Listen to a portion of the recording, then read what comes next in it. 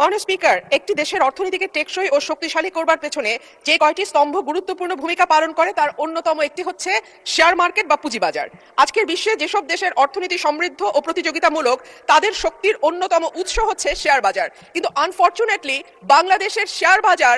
96 সালে একবার এবং 2010 সালে একবার ভয়াবহ রকম পতনের শিকার হয় এবং সাধারণ ছোট বিনিয়োগকারী যারা শেয়ার বাজারে বিনিয়োগ করেছেন তারা ভয়াবহ রকম লসের শিকার হন। এবং দেখা গেছে যে শ্বেতপত্রটি প্রকাশিত হয়েছে সেটি বলছে গত 15 বছরে শেয়ার বাজার থেকে লুট হয়েছে 1 লক্ষ কোটি টাকার ওপরে। মাননীয় স্পিকার, এই 1 লক্ষ কোটি টাকা সাধারণ মানুষের টাকা, যেই মানুষগুলো তাদের সমস্ত সঞ্চয় হয়তো শেয়ার বাজারে বিনিয়োগ করেন সেই মানুষগুলোর টাকা, এবং এগুলো লুটপাট করা হয়েছে একটি বিশেষ গোষ্ঠীর মাধ্যমে, একটি বিশেষ কিছু ব্যবসায়ী প্রতিষ্ঠানের মাধ্যমে, যাদেরকে কখনোই বিচারের আওতায় আনা হয় নাই। মাননীয় স্পিকার, আমি আশা করব যে বাংলাদেশের অর্থনীতি যেটি এখন নানান কারণে সমস্যার মুখে আছে, আমদানি রপ্তানির অবস্থা ভালো নয়,